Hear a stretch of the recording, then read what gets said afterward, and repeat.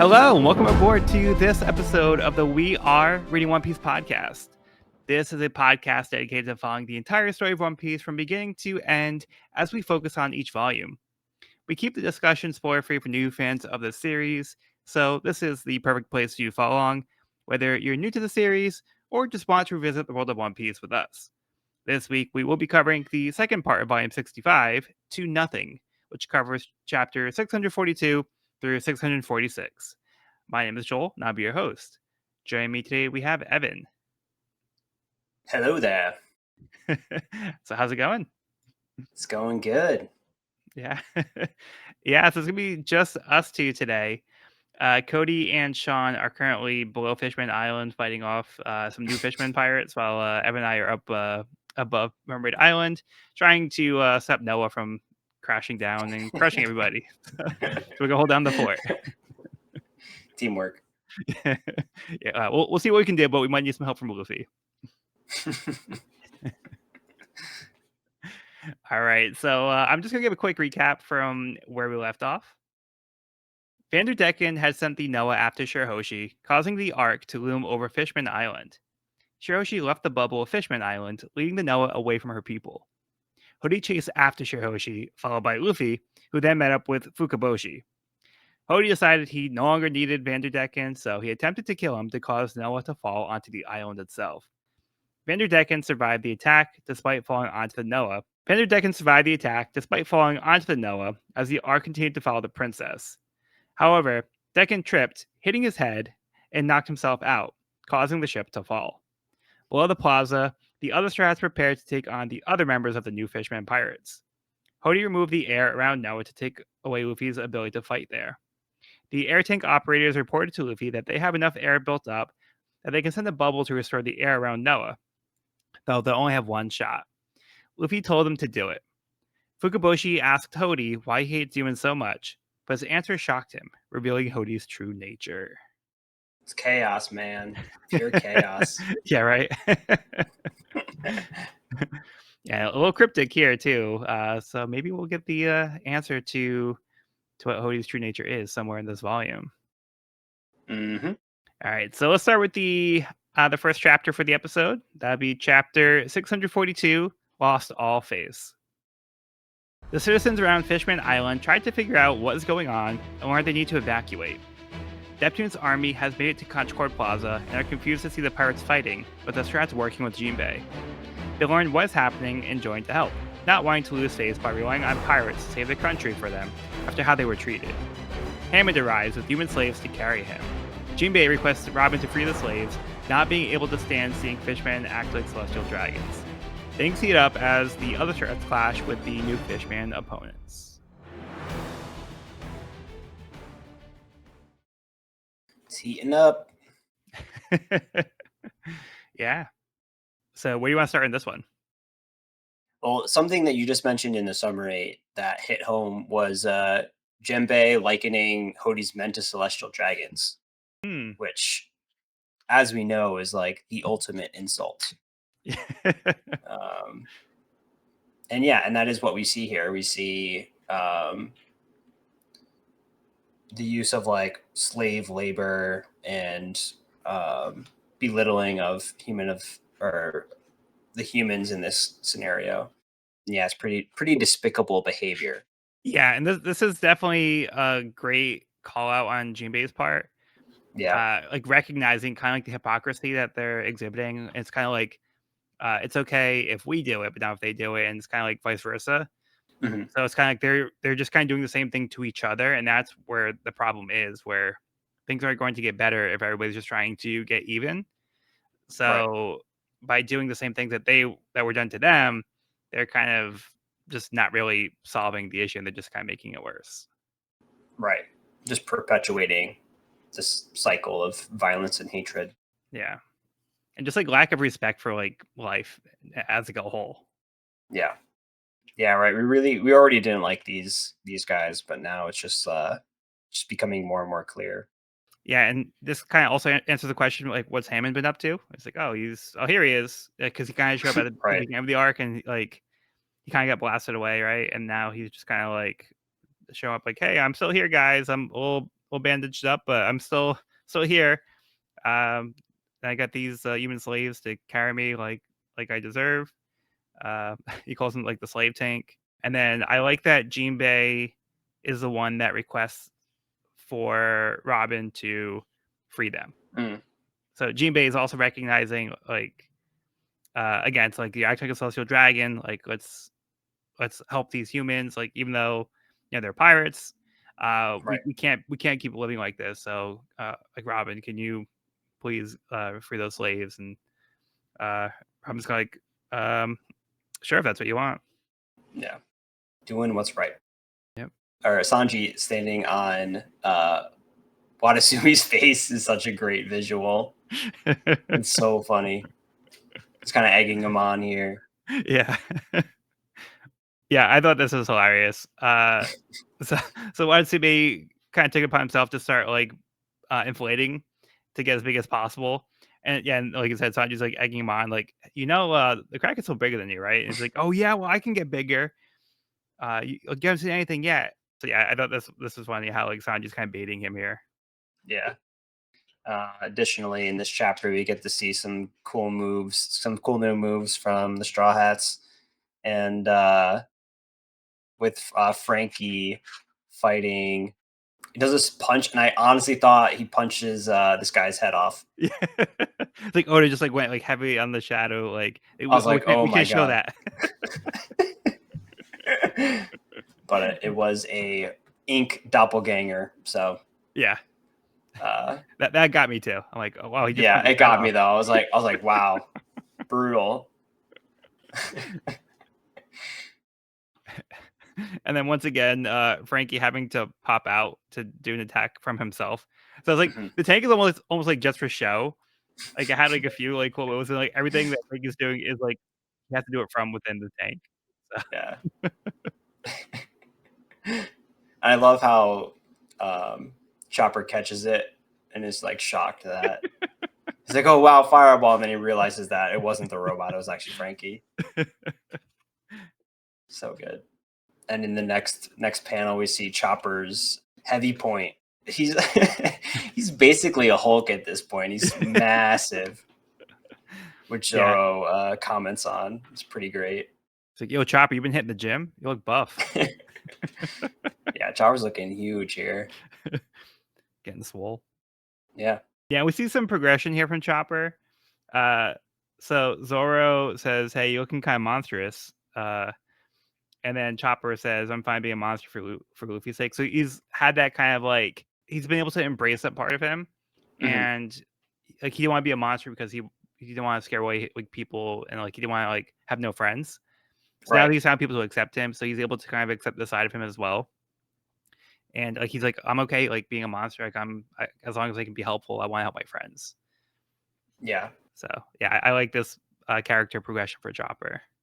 Me too. I think Oda's done a good job of kind of gently introducing this maturity or this change in outlook from Chopper, because this is kind of like the second, maybe third time that Oda's, I think, mentioned it in this arc, or like kind of brought attention to it. But yeah, I think that's pretty great. Yeah. And speaking of monsters, Zoro's just kind of like, this guy, he's fighting Kyozu, and he's like totally not impressed. Like you're not even worth like wasting time. Like, yeah, like you're nothing to me. Yep. He says, bring me the actual strongest swordsman at Fishman Island. Just saying something. I mean, this swordsman, Hachi had mentioned his notoriety amongst the fishmen, and he's wielding 8 swords. Yeah. Which is, you only have to be half good with 8 swords to be dead, to be lethal. And on top of that, he's like gone ultra form, eating all the steroids to the point where his hair is turned white. So yeah, implies Zoro's strength here. Yeah, and his growth. Yeah, I'm gonna touch upon that a bit later on as well. But yeah, I think that's a good point that we can kind of see like how strong the Strats are in this case. Yeah, do you got anything else for this one though? I'm gonna move on. Okay, so we're moving on to Decks of the World, Volume 26. The Mountain Monkey Alliance seeks Necroa, Island of Dreams. Cricket, Masura, and Shoujo seek the Island of Dreams. Necroa, is that a new reference, or has that been referenced before? That's a new one, and I actually looked this up, and I couldn't find anything about this except I think it just translates to Island of Dreams. So like I don't think it's something like like an Atlantis type thing, or like the like road to like El Dorado, places that are like, oh, like it's like like a fictional place where it's like, oh, like we could dream about this place. Right. So yeah, I couldn't find anything. I could be wrong on that, but I just wasn't able to like find anything from my limited research. So I think it's just like something new that's being introduced, and I think it's just like a name for like Island of Dreams. Cool. Mr. Chestnut. Yeah. Yeah, it is good to see that they're still actively looking for like treasure. They're still together. Uh, Yep. it's not like, oh, like we found out what happened to the treasure for Jaya. It's like now we have something else to look forward to. Now we can go on to the next thing, and they're kind of like always looking for like their the next big thing to like to dream Mhm. about. So it's fun to see that they're still at it. Yeah. Good vibes. Yeah, and it looks like Shoujo's also kind of like getting like Luffy cosplay going on over here or something. Oh yeah, I see that. I didn't catch that the first time. Okay, let's move on to the chapter. Chapter 643, Phantom. Robin frees the human slaves who are grateful and join the fight against the fishmen. Robin is able to take out Hammond. Brook loses sight of Zio, who turns invisible and beheads him. During the past 2 years, Brook did some soul searching, was able to better understand the nature of his devil fruit, and that depends on the power of his soul, unsheathing his new cane sword, Soul Solid. Usopp fights Daruma, announcing that he has set his trap and will be able to finish off his opponent, acknowledging that he might have talked a big game in the past, but now he has the ability to back it up. Word makes it to the Minister of the Left and Neptune that Noah is falling. They give the evacuation order for the island now. The conversation with Luffy and the air tank control room is being broadcast to the island, filling them in on what's happening above. The people are surprised to hear that Luffy is fighting for them. Fukaboshi explains that Hody is a monster who was formed by his environment. Hody is just fueled by pure hatred for the sake of hatred, as he admitted that the humans did nothing to him. Wow. Hody has never looked so terrifying. Yeah. Like this might be one of like the scariest boss panels of the series so far. I think so. Hody just looks absolutely terrifying here. Yeah, it looks like he's kind of losing it, and like we're getting a better sense for like his motivations. Like we already Yeah. knew what his motivations were, but it's like you've been like wondering like what happened to this guy in the past, and now we're Yeah. kind of getting a better understanding of his history here. Absolutely. Yeah. Like I brought up the same question, you know, last episode. I was like, man, I'm so curious to find out what his motivations are and why he's doing this. And so to find out that he's just kind of a creature of his environment and was brought up in these circumstances that kind of shifted his perspective or formed his perspective. Yeah, pretty shocking to find out it's not personal. Yeah, it's not like humans like killed his family or something like that, or like they tortured him in the past. Yeah, like it's just like how he grew up. Right. Just kind of what he was taught. Yeah, and I like how we have this panel like where he says the word nothing. It's just like a close up on like the lower portion of his face. Yeah. So like when I see his eyes here, and like it just puts like a big emphasis on the word nothing. Because like they did absolutely nothing to me, but I still hate them that much. Yeah. And this is like so shocking to Fukaboshi because like he's also trying to like understand like what would cause somebody to go to these lengths. Like why are you doing all this? Why are you trying to kill everybody? And he's just like that spiteful. And he says Hody is entirely empty. There's no substance within him. So it's just like he's just like a pure ball of like hatred. Yep. Yeah, and that's like somebody that you can't really reason with. They can't try to like, appeal to him, and be like, "Hey, like think about what you're doing," like because he's like we've seen like he's willing to strike down anybody He was working with Vanderdecken, and we saw that he didn't really have any second thoughts about like taking him out.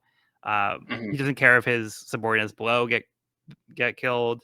So really, he doesn't care about anybody. He just wants to cause destruction. So yeah, I think just something like that. We kind of saw that with like Lucci too, where Lucci just wanted to like do violence for the sake of violence.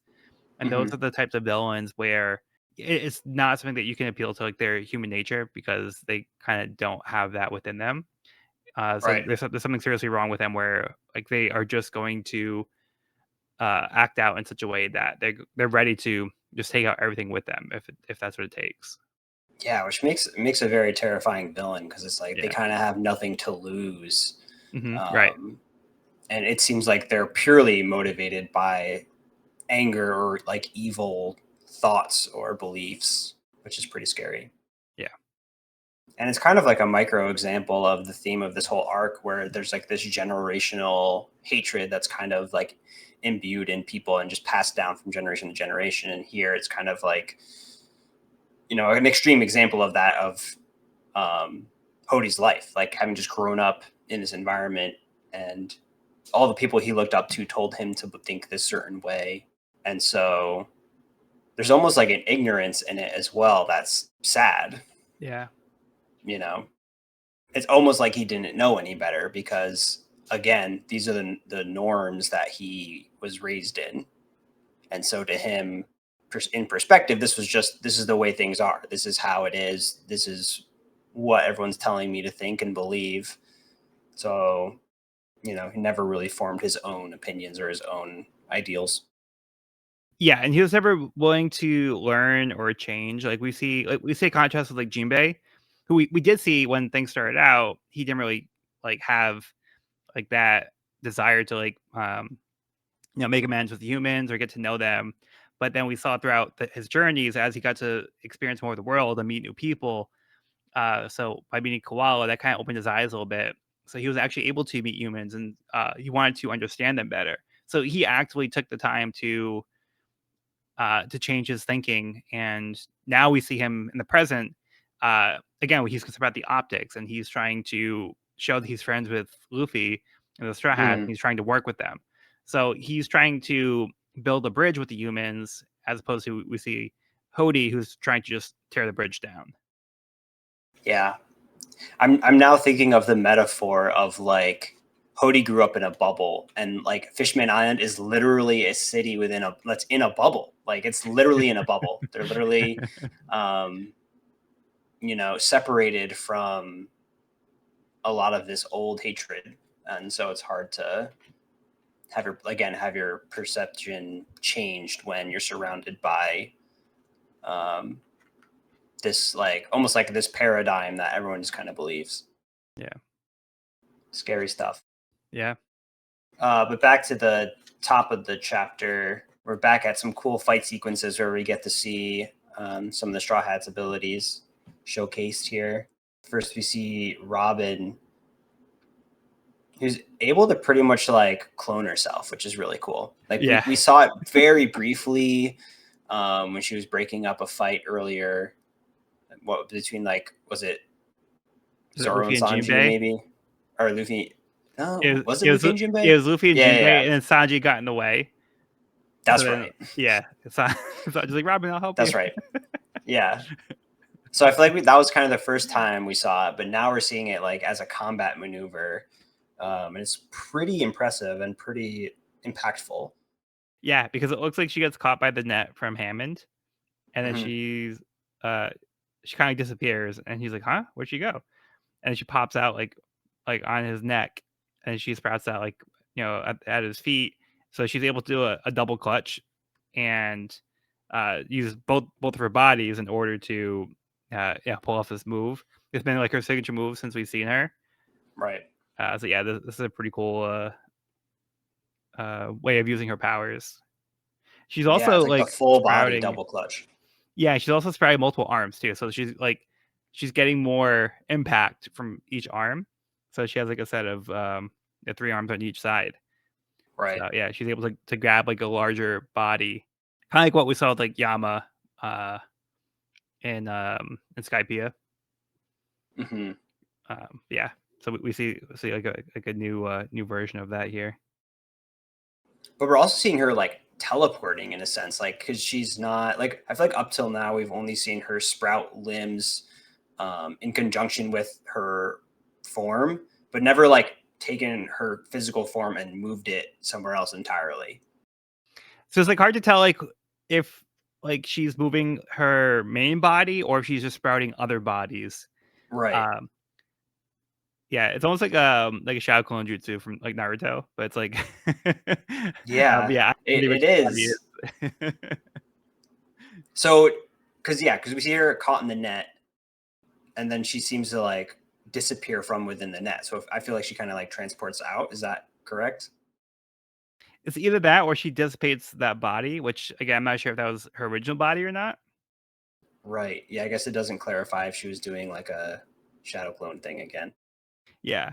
I mean, it seems like it could be because that's when I was talking to Jinbei.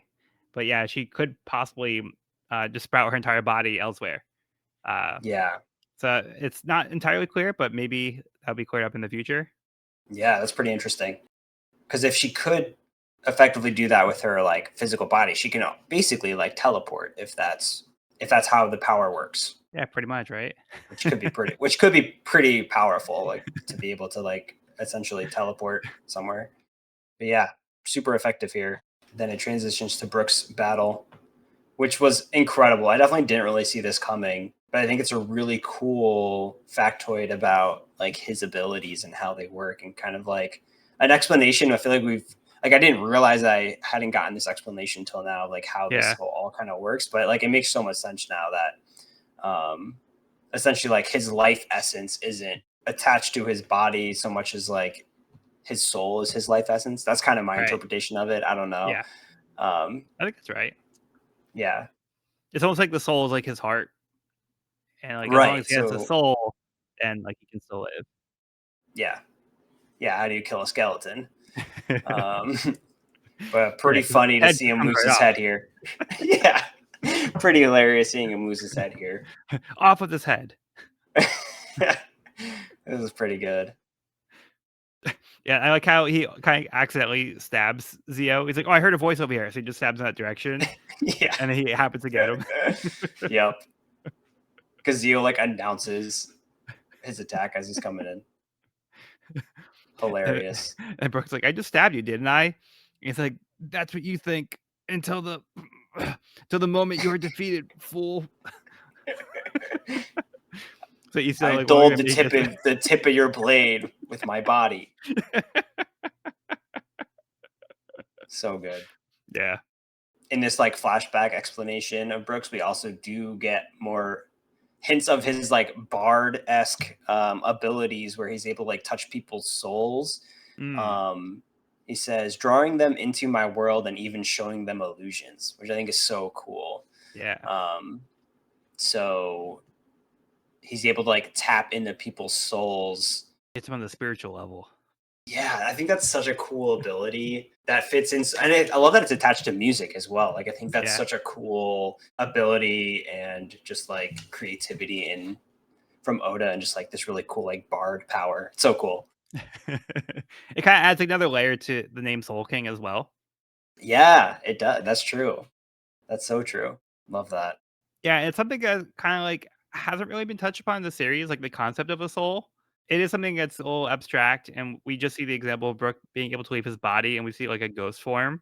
Hmm. Um, but yeah, it's just interesting that this brings up the concept of the soul in One Piece, and it's like we don't know like what the afterlife is in this in this world, like if they say one exists. So I think he says something. I don't remember if it was in this chapter or not. Um, I think it might be later. He makes comments. I'll bring up later. But yeah, it's just like the concept of the afterlife is like something that isn't really touched upon too much in One Piece. Hmm. So I think this might be the closest that we kind of get. Really, is that like is there anything uh after death in One Piece? Yeah, which is so cool coming from Brooks' perspective, because like he did die, like he Yeah, did technically die. So like yeah, he has such like this cool perspective on the subject. yeah. And we get to see his new weapon too. Yes, the Soul Solid. Did he have a? cane sword before also? Is this just a new one, or is this the first time? I feel like he's always had a cane sword. This might be like an improved one, but has he always had a cane sword? I thought so. I'm trying to remember because I know he had the sword and throw a bark. Yeah, I think it's always been a cane sword, but I could be wrong. I think so, but it's a new cane. Regardless, very cool sword. The reveal is the drawing of the reveal is amazing, and then we get like this cool shot below it. Any slash adorned with my soul brings the chill of the dead with it. What a line! And he looks really badass in that specific panel. Yeah, that one's really cool. Pretty cool. Yeah, it's escalating. Hody's looking terrifying. Okay, yeah, so it does look like he had a cane sword and throw a bark. Yeah, because when he was fighting Ryuma, he had that out. Yeah, that's what I thought. I feel like he's always had one, but not. This one's got like spirit power or something. Or maybe he's like soul just able power. to channel his soul into it. Definitely an upgrade. It's pretty sweet. Yeah, and lastly, we have like this little moment with Usopp. So he's standing his ground and fighting, and he seems pretty confident here. So there's a confidence of Usopp that we haven't seen really in the series. Where like sometimes he would talk big, like, oh, I have like 80,000 men at my disposal. Stand down, but like his knees would be shaking or something. Right. A huge whopper, as he describes it in this page, which made me laugh. Yeah. And he considers that he's losing his edge because he's like, oh man, like I would have told a lie before, but now I can actually do this. Yeah. So he's feeling pretty confident. So it's cool to see that side of Usopp here. Definitely. Yeah, I feel like showing some like personal growth for both Chopper and Usopp in this episode so far is pretty cool. Yeah. I feel like that was something we've been like talking about earlier on in this series, how like, yeah, they're getting all these new abilities, but are they changing more on like a psychological level? And I feel like we are starting to really see that, especially with Usopp and Chopper. Yeah, we're starting to see some of that growth here. So Yeah. it's still the middle of the journey, so I'm sure there's still more growing to do. Totally. But we're starting to see some of the payoff for the last 2 years. All right, well, you good to move on? Mm-hmm. So before we get into the chapter, just a cool SBS thing. So we see more kid versions of characters. So in this case here, we have Navy members. So we see Garp, Sengoku, Kizaru, Aki Inu, and Aokiji. Yeah. Look at Garp. I mean, come on. You're telling me that kid doesn't have the will of D? He's looking just like both Luffy and Ace here. Yeah. I definitely see the Luffy here. Yeah, definitely Luffy for sure. Yeah. He looks like he looks very much like Luffy. He's even like a tiger. It looks like he would have grown up in the same way that Luffy grew up. Yeah. The apple doesn't fall far from the tree, as they say. Sengoku looks very serious. Yep. Kizaru does not. No. He looks like he's having a good time. I love Kizaru here. Aki Inu looks like he's having less of a good time. It looks like he has maybe like a rough childhood. Yeah, I would say so. Maybe understated. And same for Aokiji too, because it looks like he has like a bag. He's like missing a shoe. So it looks like maybe they had a rough time growing up. It does look like that. Yeah, I just thought that was a fun thing to point out.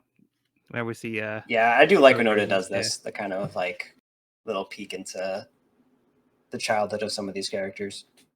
Yeah, it's like surprising how much can be conveyed to with just a picture of the character in that form. Because like again, there's no words, there's no text. So we're just kind of like trying to infer things from the pictures.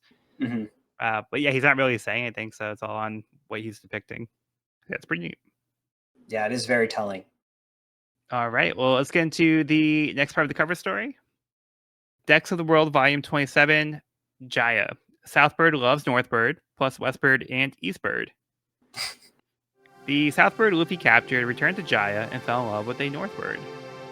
So yeah, we see we see the different versions of the bird. So we see this one for the different directions. Which they all make sense except for South. which is just the heart. Unless they can change their. Oh, that must be the North Bird. Because the South Bird is the one in the middle. Oh, the South Bird is the puzzle piece one. Yeah. Oh, I thought it was like at the top of an N. Because if you look at East and West, they have a W and an E on top of their head. Oh, okay. Which, how does that translate? Because like, if this was drawn by Japanese artists, would they use, letters? He could. Sometimes he does things in English or with English letters. But yeah, I get it now because I do recognize South Bird now. But at first Yeah. glance, I thought it was North Bird because it'd be like the top of an N letter because we got East and West. Yeah, I'm not sure. I'm not sure like what the specifics are. But it's also nice to see like they have little variations across each of them, so they're very similar Yeah. with like their major details, but then like have little details that are just a little different.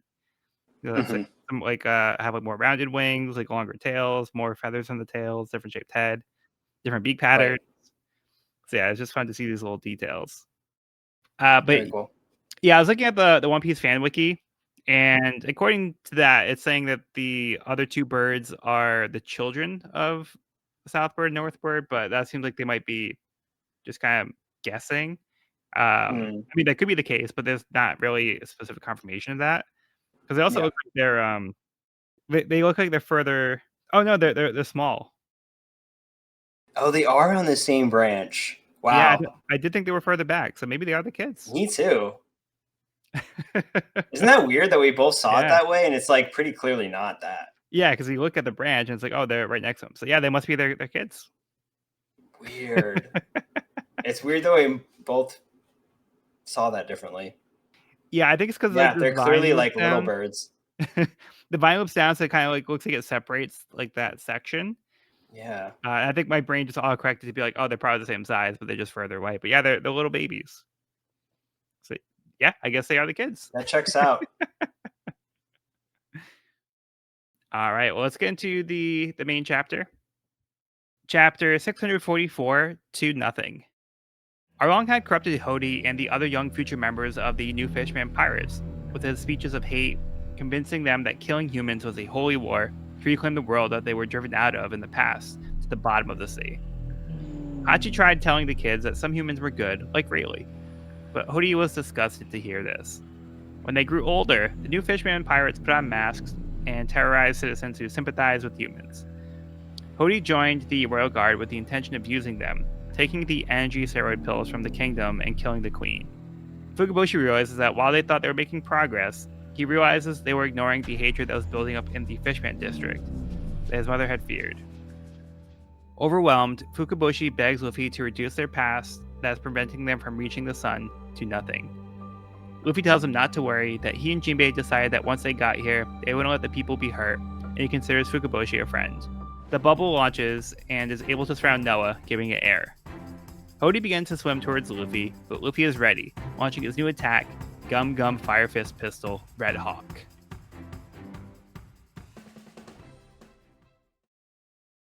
Yeah, you say Gum Gum Fire Fist Pistol?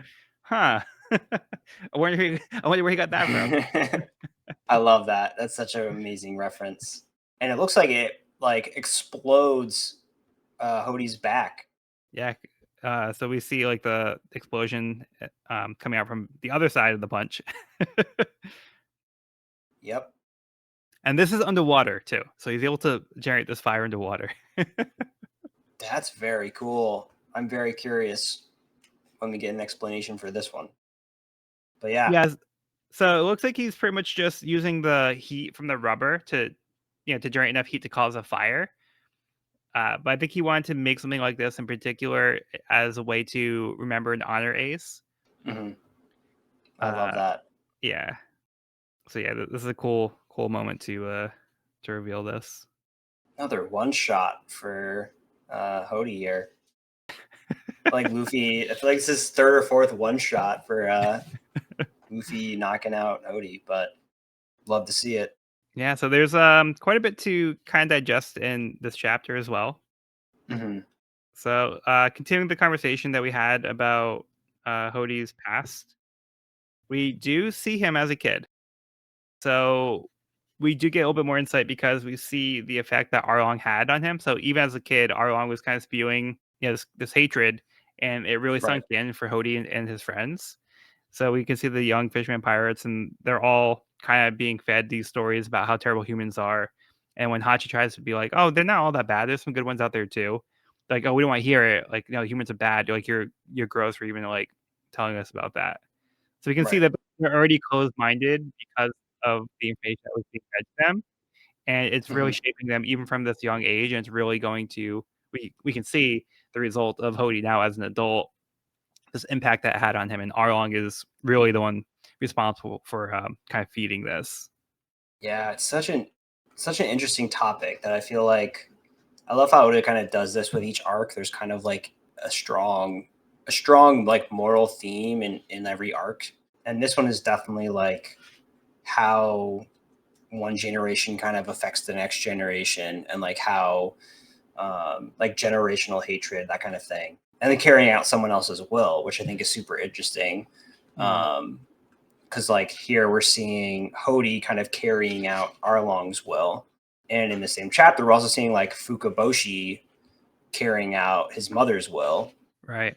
And what I think is really interesting is like Fukaboshi's more conflicted than Hody here. Because like Fukaboshi, I feel like has had second thoughts and has like had doubts, where Hody seems to have never had a doubt. And it's interesting because like we clearly see Fukaboshi as like being a good person and having good intentions, and Hody being an evil person with bad intentions. But it's Fukaboshi who I think is the one who's had sort of second thoughts, and I think that's kind of a testament to saying like Fukaboshi has had his own influence in these thoughts, and has like come to a conclusion where Hody's more just kind of like blindly following his predecessor or like his Arlong in this case. Yeah, and I think it's interesting to see because Fukaboshi, he breaks down to tears, and he's trying to understand Hody, and he kind of gets a better understanding of where he came from, and he's like, we kind of missed this big thing that's happening under our noses. Right. So he's Hmm. saying this is kind of like festering under the Fishman district. So like all this hatred was happening. Like, so it's like we thought like we were doing good, like we're getting like these signatures, and like we're getting the message out this whole time. Like while we thought like we were making progress, like this was happening like without our knowledge. So we kind of like ignore this, and now it's become a problem that was like it's too big to ignore. Right. And this, I think, really hits home, especially like in today's society where it feels like the world has gotten to a place where like it seemed like things were like on a track that like things were getting better, but now like it seems like we're in a place where a lot of that progress we made, it feels like now a lot of people have come to the surface and they've kind of shown like the hatred, um that it feels like it was kind of like blindsiding, but we can kind of see like it was there, but now it's Right. just it's coming to the surface. So I can really empathize with Fukaboshi here because it does feel kind of like very relatable in this case where we hope that things were better than they were, but we're kind of seeing that that wasn't really the case, Right. and now The we're curtain's been pulled back. exactly. Yeah. That's such a great, I mean, tragic but true like metaphor. Yeah, and this was written a little while ago. Actually, this is probably about the time where I had caught up on the series and started reading weekly. I don't remember the exact Mm. chapter, but it must have been around here because I remember a fight with Brooke, and I remember Luffy fighting in the water. So I think this must be like around the time where I caught up and became a weekly reader for One Piece. Oh, cool. What year? Do you know what year that was? I think it was probably like 2013. Okay. I think it was So this 2013. was like college? Yeah, I was in college at the time. Yeah. Nice. It looks like this Yeah. printing was Rings 2012. The first printing was cool. 2012. It's getting scary relevant today, like you said. Yeah, but that's why I really I like that Oda is touching on these topics and he's presenting these types of scenarios in the world. So it's like again we can kind of see these messages, and I think it's important to discuss them. And even though it's a fictional story, like the real world applications are kind of scary at times too. Yeah, for sure. And I hope that like by reading stories like this, we can also find hope and inspiration. And I think that's the point. Like Luffy is such an inspirational character, and like I like that the series can also have those moments of hope as well. So even when things seem Mhm. bleak, we see like things look like they can't get any worse, and we kind of see our characters persevering, and hopefully, we can do the same when it comes to real life as well. Absolutely. But again, also parallels to the real world. We also see it looks like the new Fisherman pirates put on hoods, which is pretty Yep. reminiscent of like the KKK. So we can see they're like a hate group and they're going around terrorizing people. When we see that they gave blood to a human, they start Mhm. like hunting them down, and it looks like they're killing them and like burning them at the stake, which is again super super dark. But again, like this happened, Right. and this is where it gets a little real. But I think it also kind of shows just like how far gone these people are. And again, you can't really reason with these types of people because they're so filled with hate. And it's really hard to break that when you've come to Yeah. like this point and like they're willing to go to these lengths. Yeah. Good point. They almost look like executioners' masks that they Yeah, wear. right. Another thing too that I thought was interesting in the flashback. So we do know that Hody was just using the Royal Army for his own purposes, so he can get his hands on these energy steroids. But one thing he mentions is, so he's like, "Hey, can you manufacture these Zio?" And he's like, "I'll give it a try." So this seems to be why they're able to have such like an endless supply is because they were Mhm. manufacturing them. So I was like, oh, there was like this handful that we had. He was able to replicate it and come up with more. So Yeah. they're able to just kind of like chuck them like candy Yeah. and just Yeah. And indiscriminately just I going like down their mouth. yeah. And I don't think a side effect is reduced anger and hatred. No, it doesn't seem like it. Doesn't seem that way. Yeah, and then this is what drives Fukaboshi to be like, we don't need the passive Fishman Island. Let's start over. When Kim took the petitions, he was willing to throw all the petitions that his mother had signed and start over for the purposes of getting a fresh start and trying to do it the right way. Mhm. So we're kind of seeing that here as well, where he's like, all right, let's like reduce our history. Like we don't need the past is important. We need to look at the future. So the future is what's important. So like Luffy, can you help us tear down our past and build a better future? And Luffy's like, I got you. Like we're friends. So I want to protect these people too. So I'm here for you. And we see Luffy step up. Yeah. And time again, we see people put their hope in Luffy, and Luffy be like, "Yeah, I'm the hope," and just Yeah. like take on that responsibility. Yeah. That's why we love Luffy. Yeah. It's like leave it to us. Yep. And it's this speech too that also reaches the people. And they're like, wow, like this is the guy that we thought so poorly of, and no, he's the one who's like the only one really who's here to save us. So yeah, this makes a big impact on the people as well. Like Hody's face has even changed. Like it looks like it's like he's had like structural change on his face. Like he's almost looking more and more like a shark. Yeah, he's kind of losing his quote unquote humanity. Yeah. So yeah, it looks like he's kind of like just losing what made him a person. He's now just like he just looks like wild. Yeah. He's becoming a monster. He looks a little shocked to see Luffy's punch coming at him too. His eyes start to like pop out. Yeah. All right, but you get to move on. Yep. Okay, moving on to the next part of the cover story. Decks of the World, Volume 28, Skypiea. Amazon sells tickets to Rubber Band Land. Rubber Band Land. This is amazing. Skypiea has opened a theme park based on the rubber bands introduced to the country by Usopp.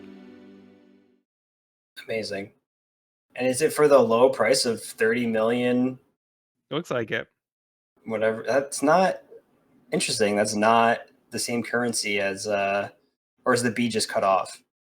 It's not berries. Yeah, it's not berries. What is that?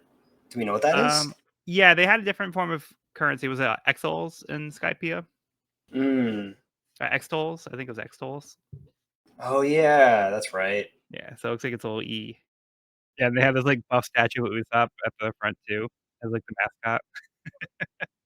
Too good. But then this goofy picture of him on the banner. Yeah, right. I doubt Usopp's getting royalties for this. I don't think so.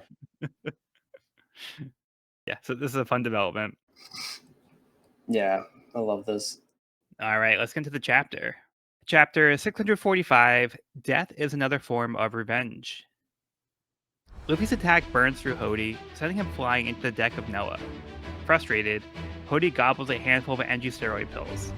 Luffy enters the air bubble of Noah and begins an attack using Gear 3.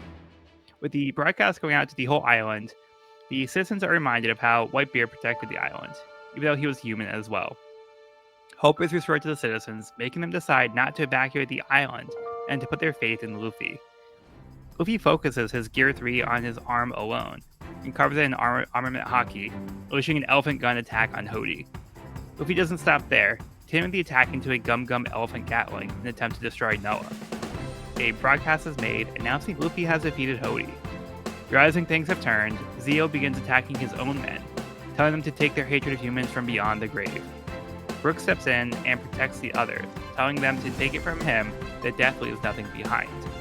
As the other Strats begin to wrap up their fights, they are surprised to see Chopper transform into his monster point. He reassures them that it's okay, he has it under control now.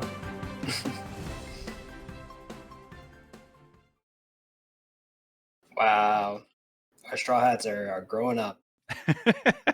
Literally. Yep. Yeah, so you called the monster point thing too. Yeah. I'm glad too. This is such a cool form for Chopper. Yeah. You've been on a roll with these predictions. Yeah. What else did we get? Oh, we see Luffy's new move, the elephant gun, which is amazing. It's basically makes just a giant like wrecking ball out of his fist and forearm. Yeah. Very cool, very powerful. And then the elephant gatling to try to destroy Noah here. Just devastating. Yeah, so it's cool because we see that Luffy has been able to focus his Gear 3 on a certain part of his body and apply armor hockey to it. So we're seeing he's strengthening his attack. And we mentioned before how he doesn't have the downside to Gear 3 anymore, how he doesn't shrink into like the little Luffy. Now Yeah. you can do the Gear 3 freely, but we can see now he's also able to like instead of make his like so like, his whole arm like used to get really big, but now we see like he just pumps up like his forearm area, like you said, makes like a wrecking ball type thing. So yeah, he's able to like control it better, and he's more focused with the attack. Yeah, definitely seeing a lot of progression in his attack, his fighting tactics. It's pretty cool. Yeah, And he's also likened to Whitebeard in this chapter. it's a big compliment. Big compliment. And remembering that moment, the people of Fishman Island start, having hope and kind of putting their faith in Luffy here. Yeah, like there was that guy like a few decades ago who also kind of came down and was like he protected us as well, even though he's a human. So we see this little flashback where Whitebeard says, "Here's back a young Neptune a favor. We shared a drink to mark our friendship." So it's also something nice about Whitebeard because we already liked him as a character, but I like to see that he also had this kind of he was like I have the curve here too, where he was friends with the fishmen. We know that Jinbei respected him, and like we see why because he was like he protected the territory. He also had a fishman as part of his crew, so we know that like Whitebeard has been an ally to the fishmen. He was a very strong ally for them. So now that he's gone, it's left a big gap. So now people are kind of liking Luffy to Whitebeard and be like, hey, uh, we did rely on the human before, so maybe we can do that again. Maybe we can kind of trust this one here because he seems to be here to fight for us. High praise. I think this fight with Hody is pretty cool here, where Hody grabs the water. He does a Fishman Jujitsu water heart, and he shoots like these streams of water that form to sharks, and they travel along and they start like looks like they're biting at Luffy. Yeah, so cool. I mean, it's not effective, but it's pretty cool. Visually, very cool. Yeah. Yeah, the drawings are awesome. But no, he hasn't really had much effect on Luffy at all. Yeah, even like the bite didn't really stop him too much. In being in the water, Luffy was able to like have the little bubble, but he like was able to dodge the attacks with like Shirahoshi and Fukaboshi. But now he's like on the land with the Noah, Yeah, on the ground with the Noah. Like he's able to move around more freely, and Hoodie's not really giving him too much of a fight. no, been very little resistance. And it's shocking that Luffy got the best of him in the water here because, like, yeah, he's in his bubble, but his arm extends out, and we know the effects of seawater on Devil Fruit users. So it's Yeah, we impressive saw. that he's still. Oh, go It's ahead. impressive that he's still able to land a KO punch here, or at least a pretty effective punch. Yeah, and we saw that like the water does weaken his attacks too. So like he's like, Yeah. oh, my punches aren't quite as strong underwater. So now he's kind of like fully unleashed here and kind of go all Mhm. out. But yeah, it is like so what I kind of wanted to mention before was like it kind of feels like these villains were kind of hyped up, but then they're here to kind of just show how strong the Straw Hats are. Yeah. But it's like they almost were hyped up a little too much because we see how many energy pills Hody was eating. He's a fish man. We know that they're naturally 10 times stronger than humans. We know how much of a fight Arlong put up with Luffy back in the past. I know Luffy's stronger, but like Hody having all these energy steroids and like fighting Luffy underwater felt like it should have been a bigger hurdle.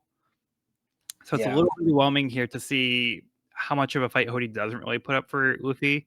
I mean, it does show Luffy's really strong, and like the 2 years, like he's so much stronger than he was before. But it just kind Mhm. of feels like it was almost a little too easy, and yeah, there wasn't really even like underwater. Like Cody didn't seem like that much of a menace, where that he kind of maybe should have been. Right. Uh, and yes, now we kind of see Luffy is able to kind of defeat him pretty easily because they announced here that Luffy defeats Hody. Yeah. And Hody even downs more energy pills Yeah. during this battle. So it almost kind of feels like the energy pills are a non-factor. Like it's not like every time he Yeah. has them, it's like, oh, Luffy's now struggling more. It's almost like it doesn't have any effect. Yeah. Other than his ability to withstand these punches, because I think Luffy does say at one point, like, it's incredible that he keeps getting back up. Like Yeah, he's shocked. like, it's more like Luffy is saying it, like in order telling us as opposed to showing it. Yeah. It's like Luffy's like still impressed by his strength, but at the same time, like as like a reader, I just kind of feel like uh Totally. maybe Oda like gave him like too many energy steroids, like maybe like just like a few times would have been enough to kind of get that point across. Now Right. it kind of feels like, oh, it's like a little like like I said, kind of like a non-factor. It didn't really make Yeah. the fight any harder. Yeah. It's almost just contributing more to his change in appearance and kind of like losing it, like you said before, like losing his humanity and just kind of like changing into um, this complete monster. Yeah. In the following scene, we get some great advice from Charlie, which kind of goes to our point that we've been kind of saying so far, that Charlie's like talking to these young kids who aren't really sure how to react in this situation, right? Because they've been told one thing and they're seeing something else, and Charlie, encourages them to make their own opinions and see what they see with their eyes and form their own ideas, and not necessarily listen to what people are telling them how to think and how Mm, to respond to the yeah. situation. Yeah, and now that you mention it, one thing I didn't mention earlier was during the flashback, when Hachi was talking to Hody and telling his stories, Charlotte was actually like a young Charlotte was there listening to Hachi's stories. So even though Arlong was her brother, she didn't grow up with the same hatred that Arlong was spewing. So it's like I'm glad to see that Arlong didn't like spread his poison to her as well. So she was willing to Yeah, listen to Hachi like with his more like positive stories about some of the humans too. So now we see even from a young age, like Charlotte was able to kind of like avoid falling into the same trappings that we saw like Arlong and Hody ended up falling into. So yeah, it's nice to see that she's also being like, hey, like, make your own decisions here. right. Yeah, Yeah, and then we see Zio kind of going off the deep end too. So we saw Hody already devolving. now Zio's kind of like lashing out. I was like, well, how about I kill my own guys? And it's like, you guys carry your hatred of humans even to the afterlife. So Right. he's kind of going crazy, and he's like a zealot here. But I like the comment that Brooke says. Yeah, so he says, "Death leaves nothing behind. Every living thing leaves nothing but bones." So this is the line I was talking about earlier. It was like interesting because Brooke has died, so it's kind of like even Mhm. though he has a soul, he's also saying here like there is nothing after death. So I wonder if that's kind of like if it's like he experienced the true death because of his devil fruit, maybe like he kind of bypassed that and his soul came back. His soul Mhm. came back. He just couldn't find his body, but I'm not sure what that like period is like after death. And it's like, yeah. So is there no afterlife, or is it just Brooke never got to see it, Yeah, it's interesting. or maybe he's just making a coal line? Yeah, it could be. Yeah. I guess like he didn't mention that specifically, like what his experience was in between him dying and his soul finding him. So Yeah. All right. You got anything else for this one? I'm good to move on. All right. Moving on to Decks of the World, Volume 29, Skypiea, Rubber Band Land Attractions, Nola's Bungee Jumping, and Isa the Sphere Cloud Vendor. The Skypeans get to enjoy the rides and attractions at the theme park. Looks fun. I love that the sphere clouds are just like balloons. Yeah, I like that too. Yeah, and then Nola's having fun. I'm glad that they trust Nola with the kids because, like, oh, Yeah. giant steak could eat my kid. Yeah. Pretty funny. All smiles. Yeah. I also like seeing that it looks like the Shandians and the Skypeans are also there together. So again, Hmm. they're finding a way to share in the upper yard. Yep. So like yeah, I like this development we're seeing that they're getting along here. All right, but how about we finish up the volume with chapter 646, Frog. Chopper explains that you can enter Monster Point for 3 minutes using a Rumble Ball. Mad at being ignored, Daruma charges in at Usopp, triggering the Green Star Humandrakes to attack. Then he falls onto the Green Star Trampolia, launching him into the air and making him an easy target for Usopp to snipe. Ikaros reveals his head as a spear and attempts to attack Frankie, while Zoro talks down to Hyozu, calling him a frog with no will to fight.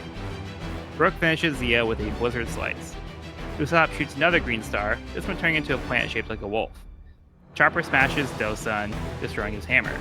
Frankie unleashes a radical beam from his hands, finishing off Ikaros. Jinbei and Sanji tag team, defeating the now overinflated Watsumi. Lastly, Zoro cuts down Hyozu, calling him a frog in a tiny pond. Wow. What a cool chapter. Like, if you flick through it, literally every single page is just like a 3/4 panel of a Straw Hat doing a cool like KO move. Yeah. It's just like finishing move, turn the page, finishing move, turn the page, finishing move, turn the page, finishing move. And they're all exceptional. I do think Brooke takes the win here though for coolest KO. Yeah. In my opinion, I thought that was cold, death cold, so good. Yeah, I actually didn't notice the panel structure, but you're right. It is like one after the other. You just flip and it's like another like big finishing movements. Like Yeah, yeah, the panel structure is very similar for pretty much the whole chapter. pretty much every page of the chapter to see the Straw Hats besting their adversaries here. Pretty cool. Yeah, I was going to criticize it more, but that does kind of help sell it a little bit more for me. Again, it just kind of feels like Oda's just he didn't really want to be like drawing out these fights. It's just like let's just get it over with and like show like how strong they are. And Yeah, like throughout the like this later section of the arc, we have been seeing like a lot of the buildups for the fights, but now it's just kind of like, hey, let's just wrap them all up like one after the other, like boom, boom, boom, boom, boom. So it's not like, yeah, hey, let's take time to showcase this fight. Okay, now let's do this fight. So you're just kind yeah. of speed running it, and it almost feels a little rushed in a way. But I don't know if This you're seeing it chapter more. for sure is sped up, but like I think even speaking to this whole arc on a whole, I feel like there's a lot of it that's been like really rushed through, or if it's felt a bit rushed. Where Oda is relying a lot on like the peanut gallery to kind of fill in the blanks here, where he's kind of relying on just like random city or like just like random like passerbys to kind of fill in a lot of blanks. And like I don't know, it feels a little less Oda than I feel like previous arcs have, where this does feel a bit rushed at times. Yeah. And I do think that this last chapter kind of showcases that, because it is just like bang, bang, bang, bang, bang. Next. Yeah. It does highlight a lot of the cool moves that we've seen sort of alluded to throughout this chapter. But yeah, I mean, it's where it feels like we're at breakneck speed now. Yeah. And again, the fights are my favorite part of the series. Like I do enjoy them. So I'm not going to complain that much about it. Like, Yeah. I don't think it's necessary to really drag it out that much. It just kind of feels like, I don't know if it's like deliberate to present it this way, or if like, oh, it's just kind of like, this just might be the fast way to kind of check the boxes. Mm-hmm. Yeah, so I don't know for sure, but like I think the panel structure that you mentioned, I think it does kind of make it feel a little bit more deliberate in that case, and that kind of redeems it a little bit more. It's Yeah. not again not like a major criticism. I'm not like, oh, this is awful, but I'm just saying like it just kind of does feel a little bit like a speed run kind of way. Like, hey, let's just Yeah. wrap things up. Yeah. And it's not like this is the only. These are just like the finishing moves of each attack. Like we have Right. gotten some build up for all of these fights. It's just they all ended like in a page, you know. Yeah. They might be like spread out a little bit more, especially like the Brooke and Zio fight. I feel like has like we've Yeah. had like quite a bit of dialogue. I think we also have like less time with Brooke compared to those strats in the series, so I think it is also nice to get more Brooke character. Mm-hmm. It's cool seeing a finishing move from Usopp. I feel like we haven't really gotten too much of that. This is a pretty cool ability or tool that he has here with the Green Star, like Wolf, Impact Wolf. Yeah, Pretty cool. yeah, Leads we're to a seeing like really how cool KO. versatile like they can be. Yeah, I do like that. I think I think Usopp's fighting development's been really cool. How like he's always kind of had the like tactical mind, and now here he's kind of been given the tools to like, and in this very particular example, like set up a trap and kind of use his brains to outwit his opponent, and like also is like the sharpshooter, like setting up his shot kind of vibe, Yeah, which I think fits well into like the character that um, has been that he's become. yeah, and it's cool to have him like showcase a new fighting style because he's had the most different fighting style compared to anybody else. Everybody else has been, it seems like, is very similar to what they had before, but they were able to develop them further.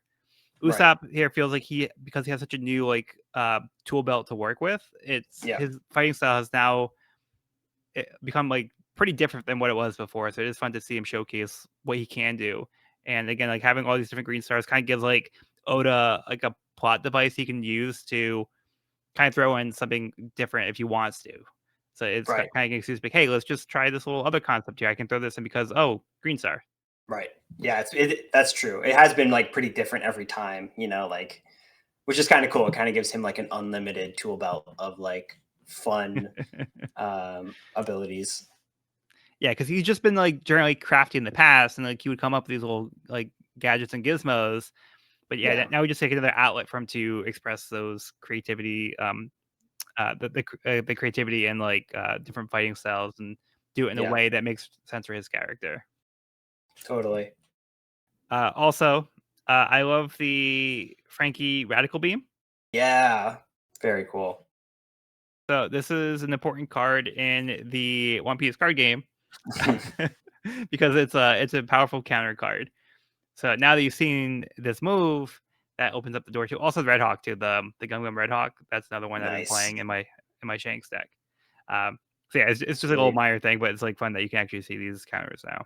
Yeah, these finishing moves might be fast and furious, but these pages do look awesome. Like Frankie's with his like face on the right hand side of the page here, like this awesome expression from Oh Frankie, yeah, and then like the flash of the beam, and then obviously the destruction it causes. yeah, And that's then we also the get goggles Chopper on. and Usopp's reaction. who have all been like starstruck every single time Frankie pulls out like a new move, which I love. I think Yeah. it's so hilarious. And we also see like Nami and Robin, who are completely like nonplussed here. Yeah, like their ellipses are also like in a black text Yeah. bubble. So like it's like Oda just deliberately like made them like not want to react at all. So like I love that he takes the time to dedicate it. Be like they Yeah. just do not care. Yep. Every time it works for me. I didn't even notice the black text box. That's so good. Yeah. Because it's not only like do they not say anything, but they're like not impressed. Yeah, it's like so deliberate. Yeah. So good. Sanji looks like he's kind of going like Super Saiyan here. He does. Yeah. I can see that.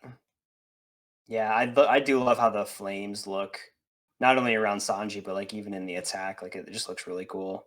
Yeah, and then lastly we just have Zoro finishing off with a Purgatory Onigiri, which um yeah, I kind of feel like Zoro kind of gets like the short end of the stick here. His like move is like Yeah. the least like flashy. Yep. And then again, like Hyozu was like built up as like the best swordsman of Fishman Island, and then Zoro is so unimpressed. He pulls a Mihawk here, where he references back to how Mihawk caught a little frog in a pond, and he's Yep. like, like Zoro's the one who says, "I thought you were just some frog from a very tiny pond." So it's kind of come like Yeah. full circle here. Yeah. Pretty cool. He cuts all the blades off of his opponents. He cuts all the blades. Yeah, Yeah, I agree. I feel like Zoro probably had the least cool finishing move here, just because we don't really see what happens.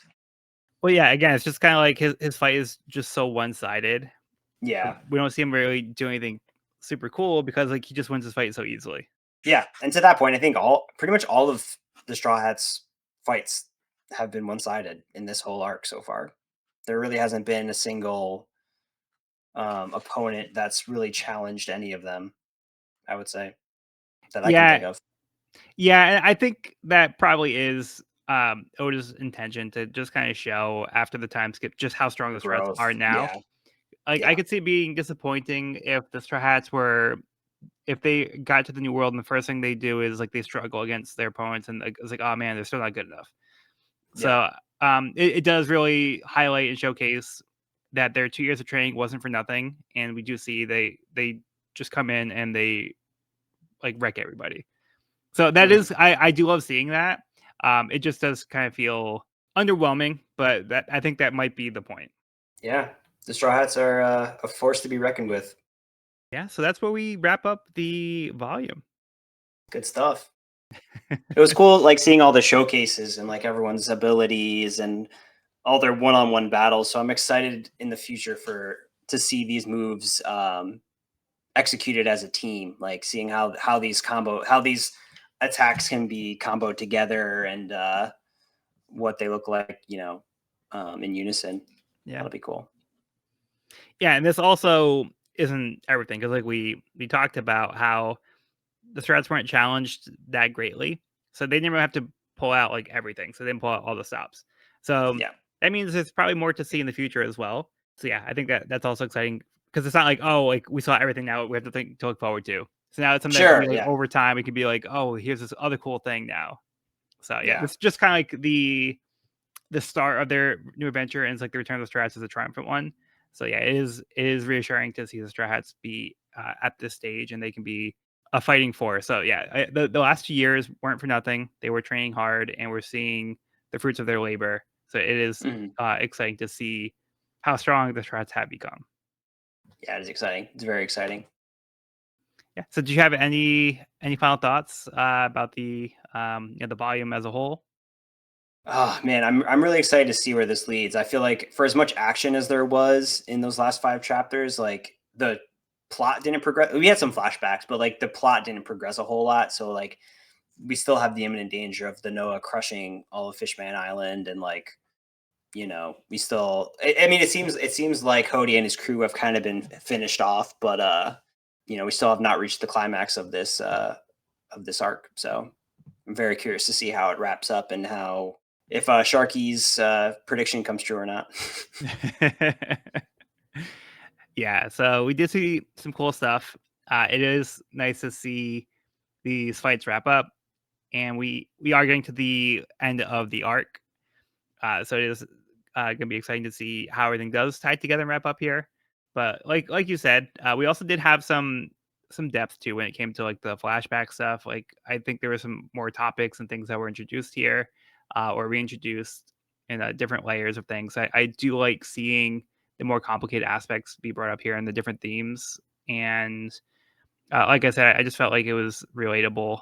But this is where I think Oda's writing shines because he is able to present this stuff in this world of One Piece and make it thought provoking for such a series that is mostly lighthearted and fun, but there's also aspects of it too where um, he does have more to say, and I think that he used his platform well to bring up some of these topics. So yeah, I really do enjoy that element of Oda's writing and his presentation of the story. And I think that's what helps elevate One Piece beyond more of like the simple fun manga. And it's something that has something to say as well. Yeah, cannot agree more. He's a great storyteller, and it's amazing having these relevant, relatable themes that talk about ideals and morals in this fantasy pirate world. It's so cool how Oda's able to get these themes across. Yeah, for sure. All right, but that will conclude this week's episode of the We Are Reading One Piece podcast. You can find this episode wherever podcasts are found at We Are Reading One Piece podcast.buzzsprout.com or on our YouTube channel at We Are Reading One Piece. This is a spoiler-free channel up to where we have recorded the podcast, so if you're new to the series, you can visit the channel there. You can also find me and this podcast on my YouTube channel at Pirate King Codex for more One Piece content. If you have any questions, comments, or feedback, you can reach us at wearereadingonepiece@gmail.com. We love to hear from listeners, so if you're enjoying the show, or if you have any suggestions on how we can make it better, let us know. Next episode, we'll be starting Volume 66, The Road Toward the Sun. I've been Joel, and I've been joined by Evan. Thanks for listening. All right, well, be sure to bring along all your hopes and dreams, and we'll see you on the next episode.